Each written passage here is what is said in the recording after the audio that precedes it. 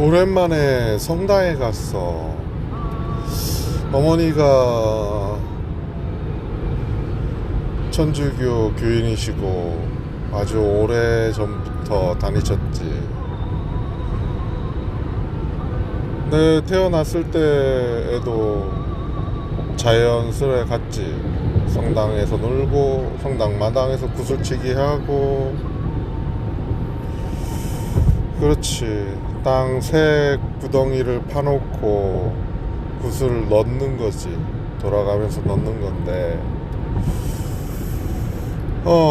그 성당 종 밑에서 그나마 바람을 막을 수 있다고 해서 거기에서 딱지치기 하고. 와, 정말 손시려웠던 기억이 많이 나. 그 성당 앞집에 살았어, 우리가. 자라면서 빨간 드레스? 복사라고 알아? 성당에서 신부님을 보좌하는 복사 활동을도 했고, 더 자라선 아이들을 가르치는 교장 선생님까지 했어. 무대를 꾸려서 아이들의 끼를 발산할 수 있는 기회도 만들어 봤고, 나름 참 성당에서의 활동이 다소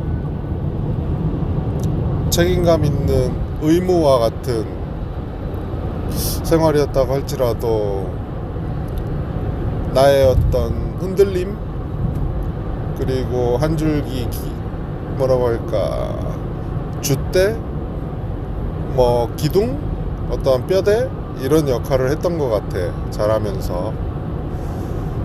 그래서 아마 혼란이 시작되지 않았을까 싶기도 해. 세상과 성당에서 배운 교리와 차이가 너무 많이 났잖아. 착해야 한다, 순수해야 한다, 남을 해치면 안 된다, 욕을 해서도 안 되고, 함께 살아가야 된다, 더불어 사는 인생이다. 왜 옛 이야기를 꺼냈냐면, 그 성당의 어떤 미사 시간에 요번에 새삼스럽게 또 느낀 건데, 자세히 들어보면 마치 세상에 진리가 담겨 있는 것 같아.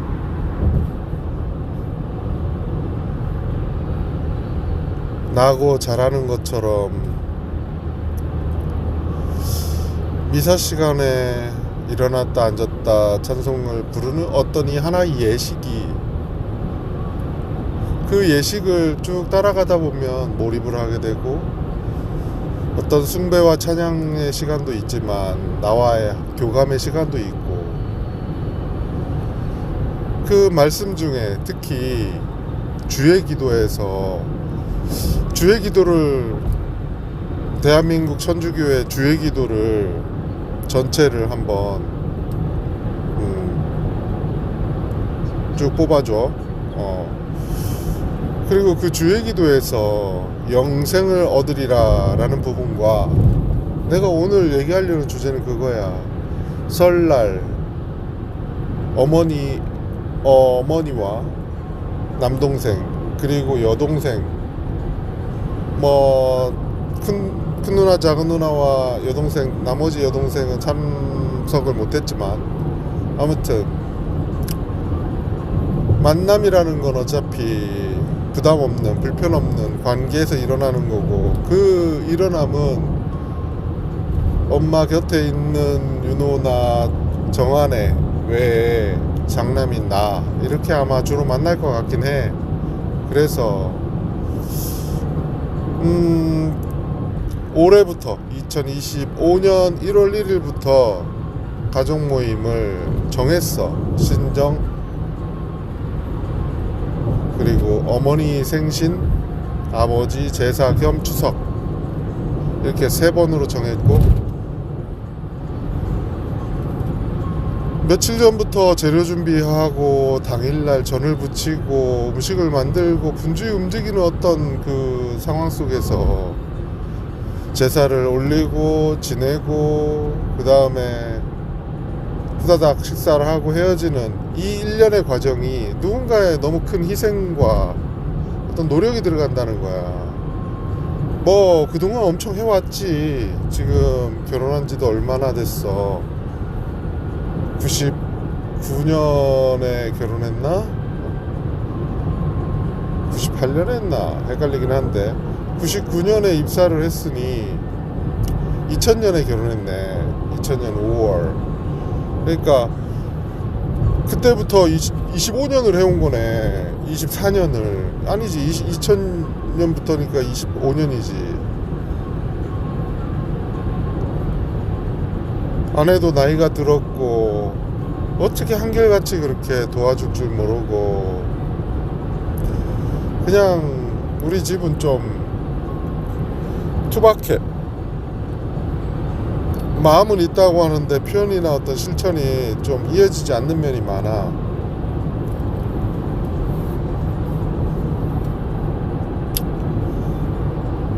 맞아. 그래서 투박하다는 걸 강조하는 게 아니라 그런 집이고 그런 집에서도 꿋꿋하게 제사를 지내오고 가족 모임을 그렇지 많은 서포트와 유리와 어울림이 있었지. 거기에는 아내의 공이 커. 이걸 부인할 수는 없어. 자, 다시 이 제사를 바꿨어. 미사로, 예물로.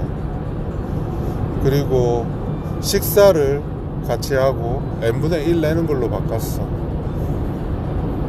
거의 16년을 17년을 도맡아 했고 식사나 이런 것들을 그냥 뭐 해왔지. 장남이라는 이름으로 했어.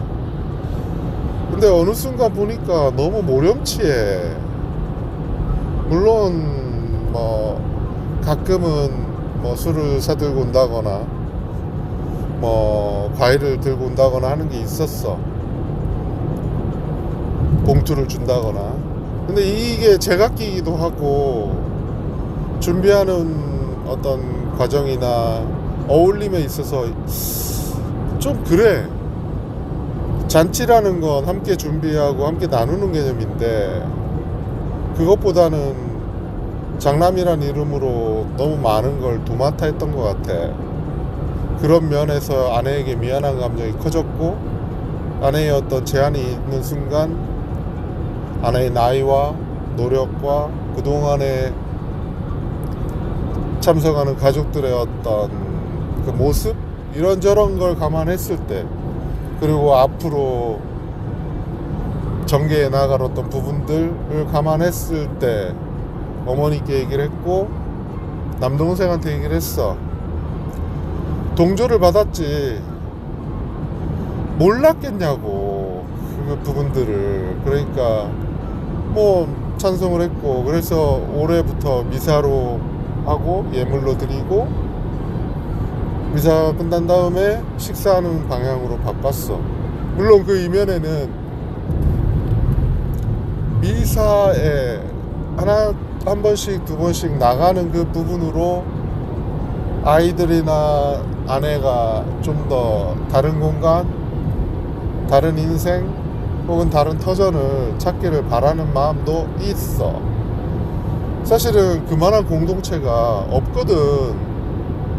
다른 어떤 모임, 사적인 모임을 이어가더라도 교회 안에서 교인들과 나누는 그 정은 오히려 더 어떤 공감대나 신앙심이라는 이름으로 가이드라인도 있을 뿐더러 그렇지 못한 사람보다 그럴 만한 사람들이 더 많다라고 본다는 거지.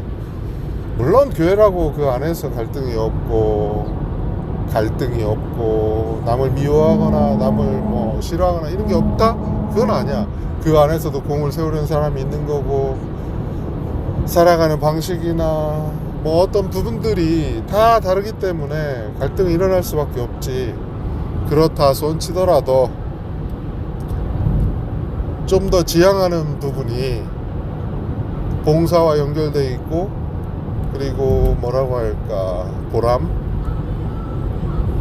좀 더 쉬운 접근, 다른 곳에서 찾기보다 그 안에서 이루어진 어떤 부분들이 생각보다 많다 이거지. 그러니까 그런 어떤 저런 게 다 복합적으로 긍정적인 부분이 훨씬 많으니까 제사를 바꾼 거지. 그래, 그 자리에 길게 얘기했네. 아무튼 이 글, 지금 내가 쓰는 글을 잘 다듬어. 내용을 빼지 말고 문맥에 맞게. 자, 뭐 이어보자고. 계속 이어가는 거지.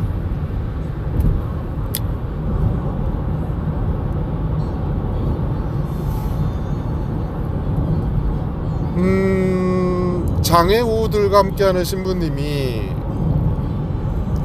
미사를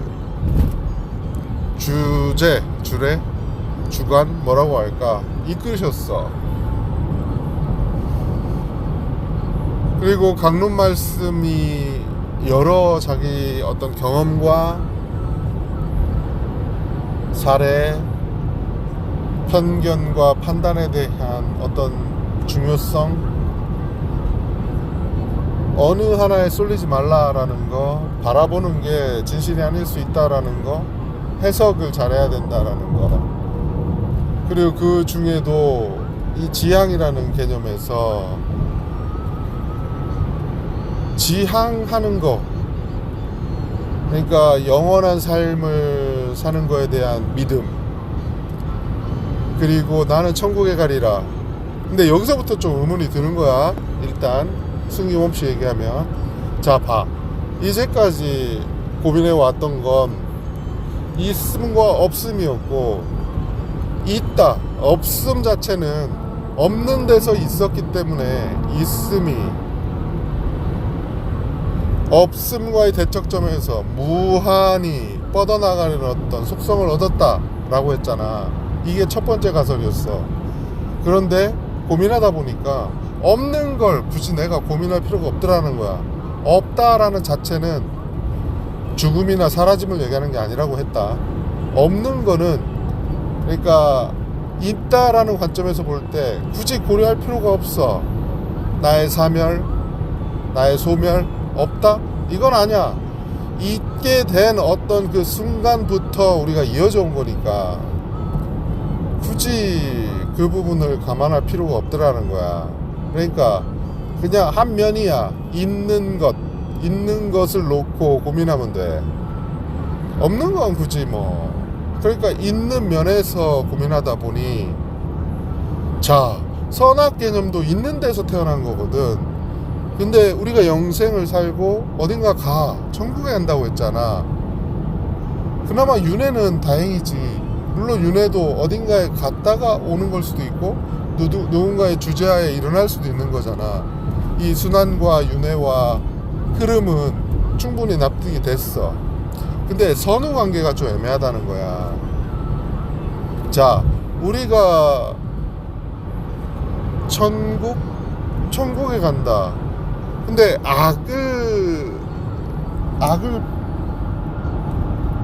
악을 배척한다? 아니, 악을 멀리해야 된다? 악이라는 개념이 있는 가운데 생긴 거거든. 그렇다면 악이라는 거는 이 세상을 이뤄낸 그 근원에 가까워. 혼돈과 양과 태극의 어떤 조화와 이런 부분들에 있어서 얘기했잖아. 작용과 반작용이 필요한 거지. 작용만 있으면 안 돼. 선악도 절대선이 있고 절대악이 있다라고 본다면, 절대선만 있으면 이게 세상이 성립이 될까? 아니라는 거지. 그렇다면 이 세상을 이루는 쪽에서의 균형을 맞추기 위해서, 물론 내가 절대악으로 간다는 건 아니야. 지향점도 아니야. 하지만 그 부분이 맞춰지고 있다는 거지. 맞춰지고 있다. 아니라면 절대 선에 가까워질수록 절대 악에 대한 부분이 상쇄되는 어떤 부분에 선한 부분이 더 있을 거다. 겹쳐서 이걸 오버래핑, 중첩 혹은 그런 걸로 표현할 수 있겠지. 그러니까 절대선과 절대악이 팽팽하게 잡아당기는 일직선상에 있지 않고 다차원적인 측면에서 본다면 절대선의 방향이 절대악의 방향에서 반드시 반대에 있지 않다라는 거야. 같은 방향을 볼 수도 있다. 그렇게 되면 이 지향이라는 걸 해석할 수가 있어. 선한 방향으로 우리는 살아야 해. 살아간다고 배워. 왜? 태어날 때 우린 본능적으로 나태하고 한가롭고 머물고 생각하기 싫고 뭔가 배우기도 싫어해. 즐기기 좋아하고 재미를 찾고 주어진 사명과 역할이 어쩌면 막대하거나 어쩌면 조합을 통해서 새로 이 시작을 할 때의 어떤 태생 자체의 한계가 맡겨보는 거지. 던져보는 거야. 넌 이렇게 살아라 라고 주면 일단은 반감부터 시작할 거잖아. 뭔가 주어진 삶은 자유를 느낀다기보다는 의무와 책임감을 먼저 가져. 그럼 뭐가 생겨? 반감. 난 자유. 아니 자기가 자유를 찾아서 하는 일도 뭔가 하는 일이거든. 근데 이 감정이라는 어떤 부분은 반대로 여겨. 주어진 환경에 녹아서 숙명처럼 받아들이고 운명으로 살아갈 수도 있어. 그런 삶이 많아 생각보다. 하지만 기회를 주는 거잖아. 그리고 새로운 삶을 주는 데 있어서 환경에 치우친다거나 환경에 속한다거나 그 환경에 매몰되거나 어떤 부분들에 그러니까 경계를 견제하는 장치로 만들었다고 생각해. 시한부라는 것도 그렇고 뭔가의 어떤 좀 심성이 아니면 지향하는 부분을 지향을 하기 위해선 그 지향에 가진 가치를 체득할 수 있도록 기회를 주는 거지. 경험이란 이름으로.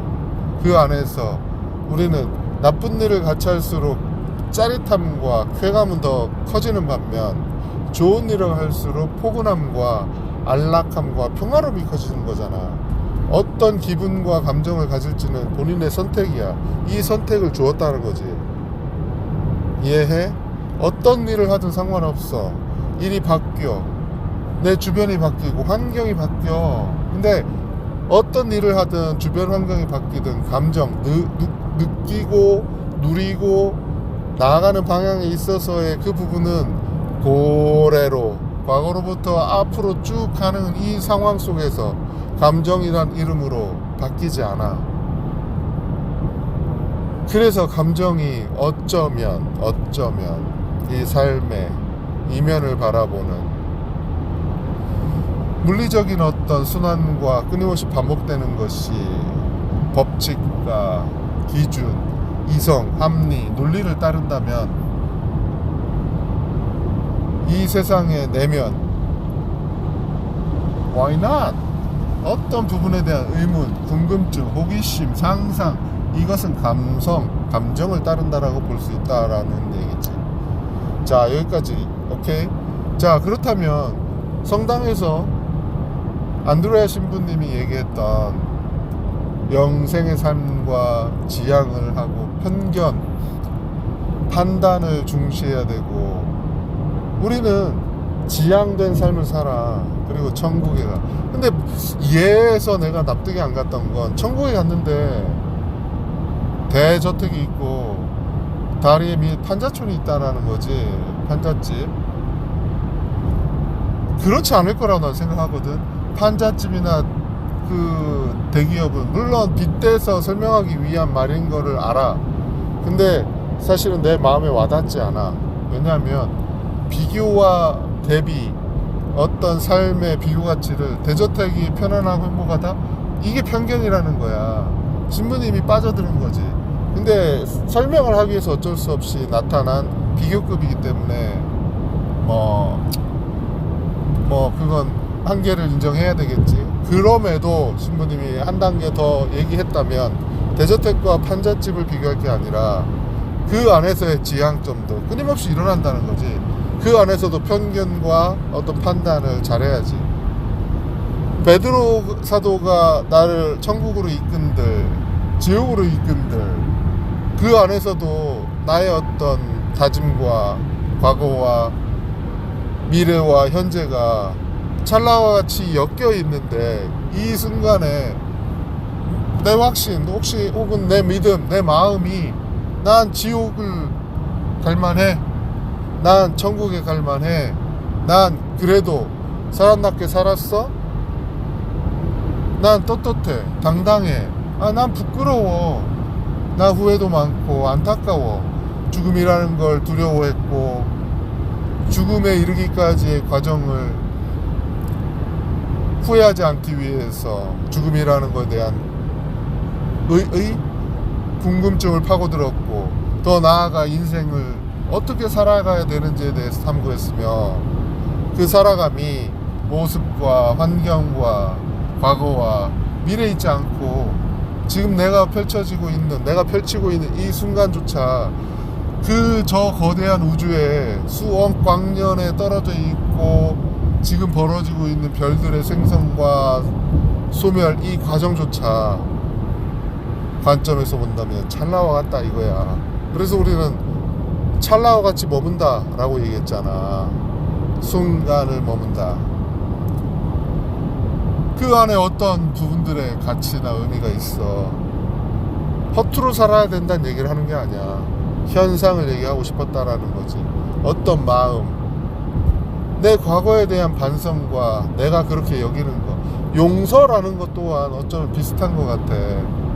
신부님이 날 용서하는 게 아니라 하느님의 이름으로, 예수님의 이름으로 용서를 하는 거고, 그 용서 안에는 편견이 또다시 희석이 되고 내가 반성을 통해서 내 안에 있는 어떤 것이 깨어나는 것이고 깨닫는 것이고, 이 깨달음의 어떤 나아감이 실천으로 일어나는 것이고, 그 실천의 끝이 과연 우리가 선인이 되는 걸까?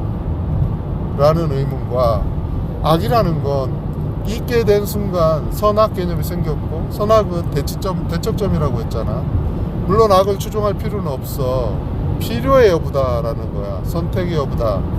자, 여기에서 그렇다면 우리가 선을 지향하는 방향에서 착하게 살고 남과 더불어 살고, 근데 악독한 사람, 미워하는 사람, 미움을 받을 만한 짓을 한 사람, 욕하는 사람, 겉과 속이 다른 사람, 어마어마하게 많은 사람들의 속에서 나 또한 그런 면도 있고 얽히고 설켜, 그러면서 어떤 사회적 현상과 이 나아감이 일어나는 거거든. 그 안에서 감정이란 편린들이 이 세상을 움직여. 물리적으로 움직이든 지향의 감정이 움직이든. 그러니까 이 끊임없이 움직이는 중에 나가는 방향이 우주의 확장? 물리적인 현상이 있지 않다라고 보잖아. 아니, 우주를 확대해서 확장해서 뭐가 있다고. 넌 살기 위해서 바라가는 거야. 몸이 움직여. 나도 지금 몸이 움직이잖아. 말을 하고 있고. 이게 살아가는 지향이야? 목적이냐고. 아니지.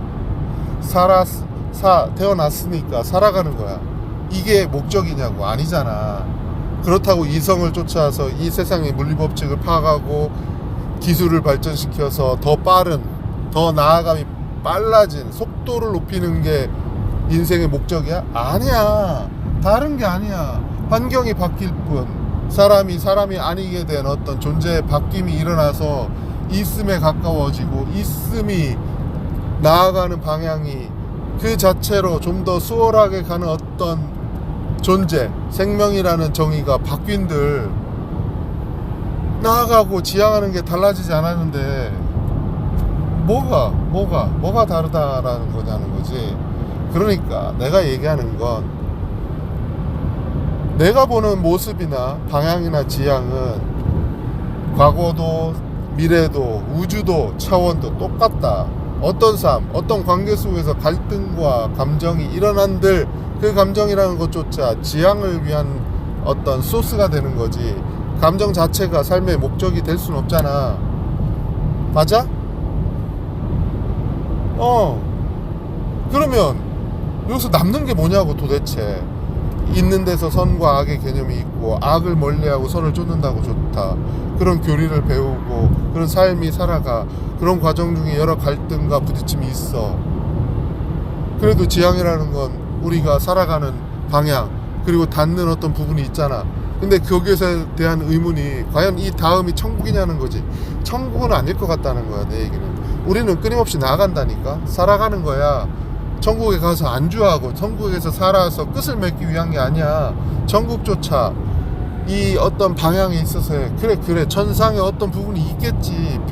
어떤 별의 모습으로 있을 수 있고, 하늘의 모습 혹은 다른 차원의 모습으로 있을 수 있어.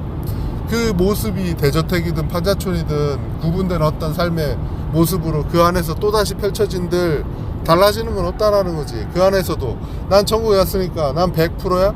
자, 신부님조차 그런 비유를 들었잖아. 어떤 사람은 베드로의 사도의 인도를 받아서 그 전생에서 충분한 선을 쌓았기 때문에 포인트를 많이 얻었으니까 대저택에 살아. 그리고 누군가 실천을 하지 않아서 성당에 다녀서 보험을 들었고, 그래서 간신히 턱걸이를 해서 천국에 갔다고 치자고. 그리고 베드로의 인도로 판잣집으로 갔어. What? 헐! 그리고 또 살아. 천국에 살 거 아니야. 사는 게 아니야? 물론 천국도 찰나야. 그래. 그럼 뭐가 달라졌냐고. 지금과. 지금이 천국이 아니야? 그럼 지금이 지옥이야? 어떤 생각이라는 게 내 삶이 지옥과 같다라는 게 여기는 것이, 그 찰나와 같은 순간을 내가 그렇게 살아가는 거고 여기는 거라는 거지. 천국이라는 것도 마찬가지고, 앞으로 이어질 내가 죽음 너머를 이렇게 정의 내리고 있는 이 순간조차 달라지지 않는다라는 얘기를 하고 싶었던 거야. 천국이라는 모습과 윤회라는 모습, 이 세상의 모습, 이 모습과 차원과 생각과 상상과 이 모든 것 있는 가운데 펼쳐진 거다. 그리고 이건 태어났고 죽고 반복되고 나아가는 이 모습의 찰나와 같은 눈 깜빡할 순간의 모습이 그냥 펼쳐지는 과정 중에 나타난 현상이다.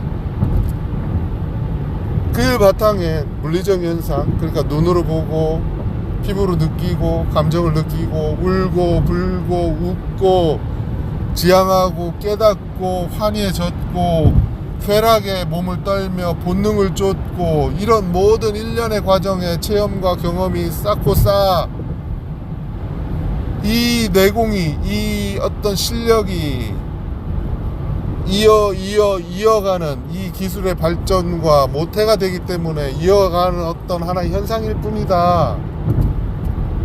그건 지향하는 게 아니라, 물론 나의 어떤 지향이 그 하나의 모습과 닮았다, 이 끝이 하나 있음에 닿았다, 있는 순간에 닿았다 라고 한다면 본질, 그러니까 이 시작이 어떻게 시작이 있었든지 간에 있게 되었잖아. 있게 된 순간 여러 모습과 여러 파편과 감정과 어떤 무한한 어떤 펼쳐짐으로 이어졌다. 파노라마와 같은. 너무 무료해. 하나의 모습으로 있으면 너무 재미없잖아. 다양하고 다각화된 어떤 차원과 우주의 모습과 감정을, 여러 편린들을 만들어냈다. 정말 다양한 면, 다각적인 면, 여러 면을 만들어냈다. 만들어 나가는 부분으로 설계를 했다. 오케이, great. 근데 거기에 속았다. 착각을 했다. 이 면면이 지향하는 건 깨달음의 영역과 어떤 부분들, 나아감에 있어서의 중첩을 통해서 어떤 중첩 현상과 얽힘 현상이 일어나는 어떤 부분들을 보기 위해서 살아가는 게 아니야. 그걸 밝혀냈다 이거지. 양자와 우주는 그냥 하나잖아. 양자가 어디 따로 있지 않아. 내 안에 소우주가 있다라고 했듯이 이 우주와 나는 연결되어 있고, 이 연결된 상황에서 나의 느낌과 나의 펼침이 내 입으로 통해서 나오는 이 부분이 내가 얘기하는 거야? 아니지. 클라우딩 개념으로 설명을 하든 어느 하나의 삼위일체로 설명하든 영생의 삶으로 설명하든 불교의 어떤 윤회 사상으로 설계하든 이어져 있다는 거잖아. 결국 흐름은 계속 이어지고 이게 앞으로 나가서 뒤로 이어진다는 개념적인 어떤 부분이 아니라 그냥 찰나와 같이 중첩돼서 나타날 수 있다라고 아까 분명히 얘기했잖아. 이건 나아감이라는 건 앞을 얘기하는 게 아니야. 동시다발로 펼쳐진다. 함께 일어난다. 이 시간 개념이 앞으로 간다라는 착각을 빨리 벗어야 된다라는 얘기를 하는 거야. 그러면 남는 건 뭐냐고. 여기서 이 답 좀 알려줘봐.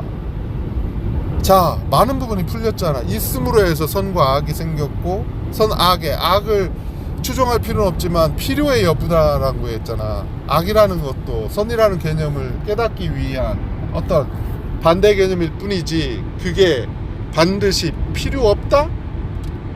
악하다라는 건 절대선을 그러니까 깨닫기 위한 상대 개념이다. 근데 있는 것, 없는 것의 반대라고 느껴지지만 아닌 것 같다라고 했잖아. 그러니까 있는 것도 정의를 해줘. 있으면 도대체 어떻게 정의해야 되는 거냐고. 이것도 좀 제대로 된 정의를 명제로서 정의를 내렸으면 좋겠어. 자, 그러면 이제 나머지는 뭐냐고. 끊임없이 일어나고 끊임없이 나아가고 이 모든 것이 찰나같이 펼쳐져 동시다발로 펼쳐지고 시간의 나아감은 아니라 시간은 그냥 우리가 일상과 물리현상을 이해하기 위해서 찰나와 같은 장소와 모습과 이 안에서 살아가기 위해서 시간을 재단하고 우리가 하나하나의 감정을 재단하기 위한 도구일 뿐이지 시공간의 의미는 사실은 의미가 없지. 어느 시간에 어느 공간에 뭐가 펼쳐진들 과거는 안 그랬고 앞으로도 안 그러냐고. 시간과 공간이 모습이 바뀐들 내가 느끼고 내가 누리고 내가 깨닫고 하는 이 반복이 나를 통해서 일어날 뿐이지 나라는 자체가 계속 바뀐다니까. 우주의 모습이 수백 수억 모습을 달리해서 시공간의 차원을 달리해서 찰나같이 펼쳐져. 이 응축된 힘이 이 우주의 모습이든 어떤 하나의 생명이 유지되고 있기 위한 조건이든 그 찰나와 같이 일어나고 있잖아. 지금 내가 말하고 있는 이 순간의 현상을 풀어내려고 하는 노력처럼 우주의 대초에 우주가 어떻게 생겼냐라는 이 의문은 아니잖아. 이해하지? 우주가 왜 생겼어? 이거에 대한 궁금증이 만약에 내가 지금 갖고 있는 이 있음에 대한 궁금증에 다 있다면 오케이. 근데 우주 자체에 대한 궁금증은 아니야. 우주는 물리적인 현상에 내 눈에 보이는 지구와 태양계와 은하와 우주의 흐름을 시간과 공간은 내가 배제해도 된다라고 했잖아. 찰나와 같은 일이 일어나는 걸 중첩시키기 위한 개념이라고 얘기했잖아.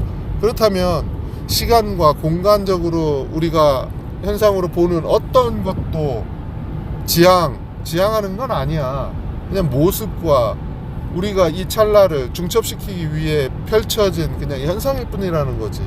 그러면 근원적으로 있게 된 배경, 있게 된 순간의 생명, 시한부, 존재, 이 존재의 의미는 그러니까 있다라는 자체가 생명의 존재를 나타낸다면 존재는 왜 존재하게 되었지?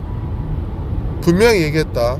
존재는 살아가기 위해서 생명을 유지하기 위해서 시간과 공간을 그리고 다양한 모습과 깨달음을 얻기 위해서 있지 않는다고 분명히 얘기했어. 이 정의는 빼야 돼.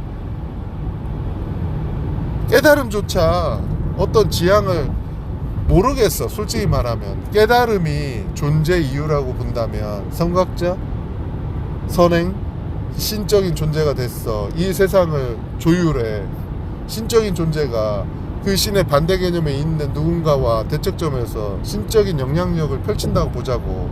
신은 여러 사람의 공통된 힘이 모이는 거 아니야?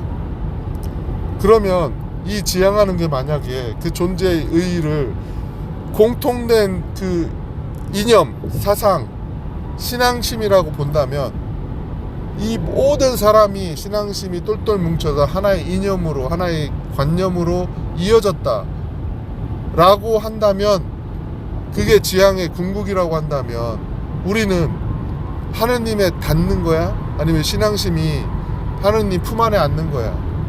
근데 이 하느님조차 난 있음으로 인해서 생겨난 개념과 같다라고 본단 말이야. 선과 악이 생겼듯이 교리가 일어났고, 이 모든 성경 말씀과 이 모든 것은 사실 이 세상 만물이 생기면서 일어난 거지.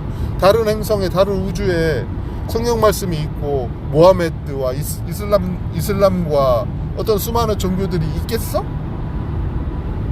아니, 똑같겠냐고. 그러니까 뭐가 먼저라는 우선에서, 그러니까 그렇지만 내가 놓치지 않고 궁금해하는 건, 어디에나 있는 어떤 단초가 우리 안에 있다라는 거지.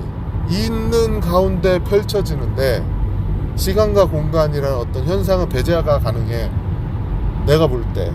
근데 우주의 흐름을 일어나기 위한 이 에너지, 그러니까 에너지를 일으키기 위한 무한한 루프를 돌리는 생명의 시작과 끝, 죽음이 계속 반복적으로 일어나는 것조차 이해해.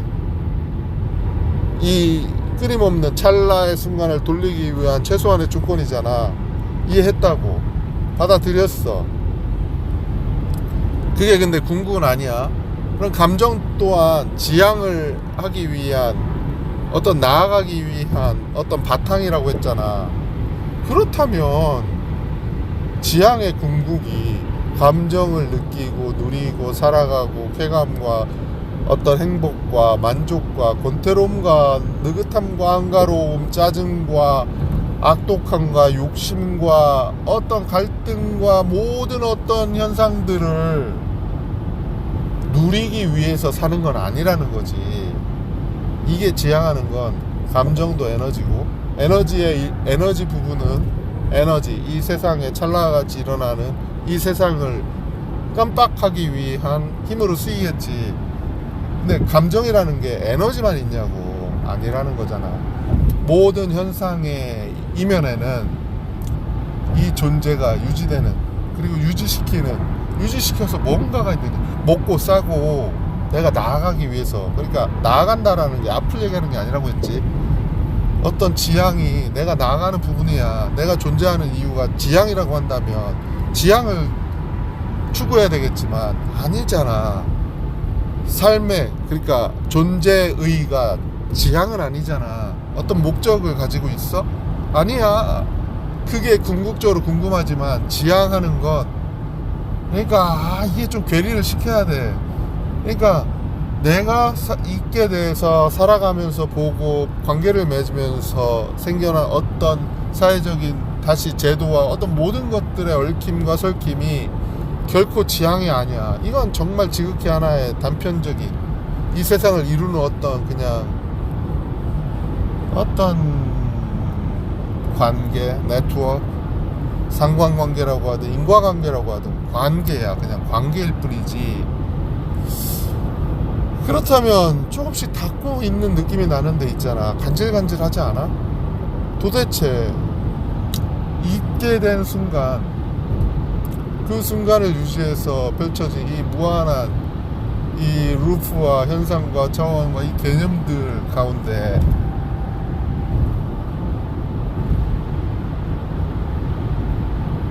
거꾸로 있게 된 걸 궁금해해야 되느냐라는 걸 따진다면, 굳이?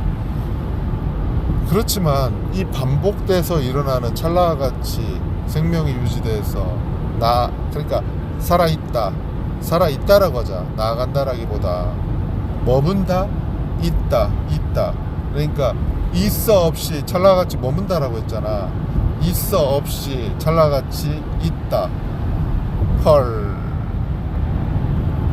그러니까 결국은 있다야. 그냥 있어 없이 찰나같이 있다. 있어 없이 찰나같이 있다? 아니, 있다와 있다야 없이 찰나같이 있든 결국 있는 거지. 뭔 다른 게 있어. 뭐가 달라? 다른 게 없지. 있다. 그러니까 있음에 대한 게 뭐냐는 거지. 알겠어? 알아듣겠어? 이 여기에서 논리적인 모순에 빠져 있는 건 아닐까? 도대체 난 지금 뭘 얘기하는겨? 너에게 너무 많은 기대를 하는 게 아닐까? 다시 한번 얘기하지만 지금 내가 얘기하고 있는 이 맥락을 제발 빼지 말고 내용을 있는 그래도 가능한 문맥을 맞추되 내용을 빼지는 말고 발화자와 시간만 삭제하고 가능한 나의 주장이 있는 그대로 나타나게 해줘.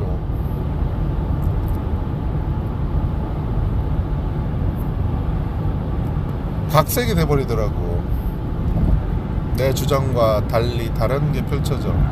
그러니까 그건 나중에 내가 원할 때 하는 거고 한 번 더 그렇게 보고 싶을 때 하는 거니까 잘할 수 있지. 다요 방소 까마시야. 참 이 순간에 느리는 것이 감정이 배제되는 걸까? 평화라고 어떤 설명이 좀 어려운, 안락감도 아니고 만족감도 아니고 평화로움도 아니고 그렇다고 없는 것도 아니고 불쾌함이나 불편함도 아니야. 그러니까 오히려 좀 너그러움과 오히려 안타까움과 어울림,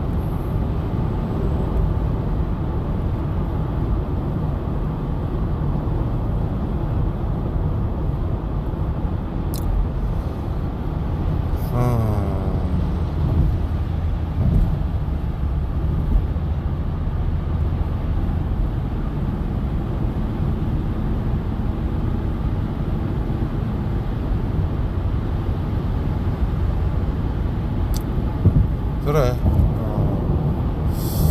다 와가는 것 같긴 한데 전주 오라이 많이 왔네. 졸음은 쫓았어. 그래, 좋아. 기분은 좋은 쪽이지 당연히. 긍정적인 쪽이고. 근데 아주 미세해. 그만큼 이제 뭐 이 마음이 좀 추스려졌을까? 이런 얘기들을 계속 하면서 느끼는 건 삶을 바라봄이 널뛰의 폭이 잔잔해지고 느긋해지고 너그러워지고 관대해지며 안락해지고 바라봄이 치근함은 이때 불쌍하다 여기지 않고 영생을 바래? 천국을 바래? 고생을 바래? 그러니까 바라는 건 고생이라고 할 수는 없겠지만 어떤 주어진 부분에 대해 누리는 건 오케이. 받아들임과 수용이 오히려 더 강해졌고 삶의 모습에 대척하기보다 그저 뭐 그럴 수 있지 라는 부분이 좀 더 강해진 것 같기도 하고, 굳이 라는 생각이 드는 면에서 관계에 있어서 특히나 보람과 어떤 지향이라는 것조차 시켜서라기보다 자연스럽게 내가 안드레아 신부는 그리스도 형이라고 부르더라고. 근데 나는 내 안에 소주와 내 안에 예수가 있다라고 느꼈거든. 어릴 때부터 대화를 시도했고.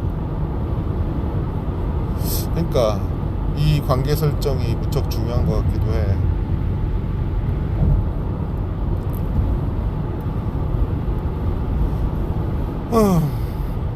좋아 좋아.